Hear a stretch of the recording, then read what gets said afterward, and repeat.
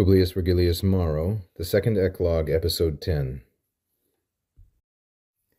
Canto quae solitus si quandar mente vocabat.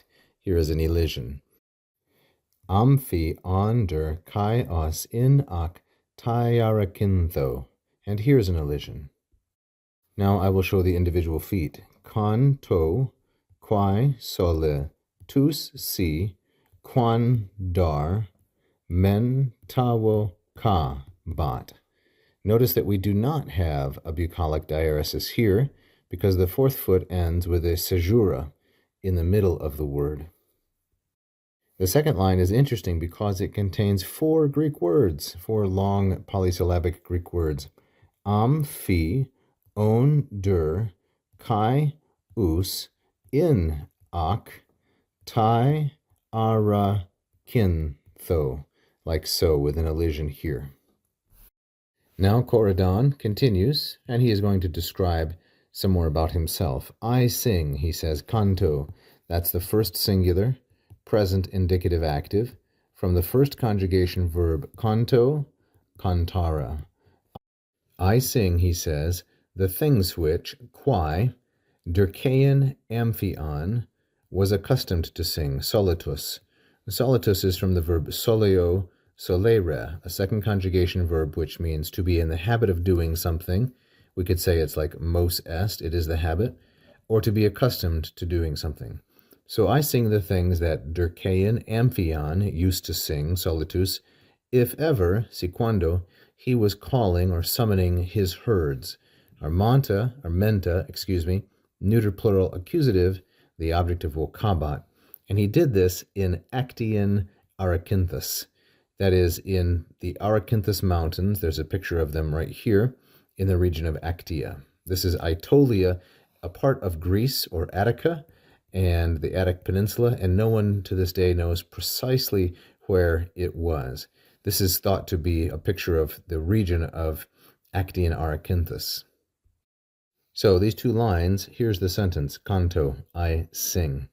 The object, so to speak, is all of this. Within it, there's some subordinations. I sing the things that, here's Dircaius, masculine singular and nominative. It's about a region modifying Amphion, masculine singular nominative, the person. The things which Dircean Amphius, solitus est cantara is implied. Or solitus est cantara, the things that he was accustomed to sing, with quae being a neuter plural, accusative, object of cantara. And then we have this si clause, if ever, si quando, he was summoning or calling. This is voco, vocare, first conjugation, and so this is a third singular, imperfect, indicative, and it's active. Its object is armenta, which, as I said before, is neuter plural and accusative. It refers to flocks or herds. And here at the end, actio aracintho, this will be masculine singular and an ablative of place, ablativus loci.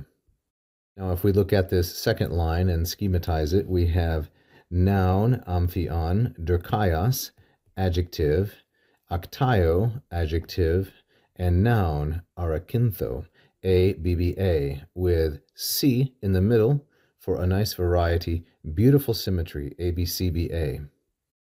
Or we can think of the line in terms of how the words begin. So Amphion, Dircaius, actio, aracintho. There is alliteration, quite obviously. We can also analyze the rhythm in terms of the number of syllables. Amphion has 3, Dircaius 3, actio 3, but aracintho has 4. So there's a bit of a crescens here, a crescendo, an increase. As you can see, the interpretive possibilities, the artistry, these things are very rich in Vergil. Thank you for watching. I hope you enjoyed that free lesson. Please like and subscribe, hit the bell.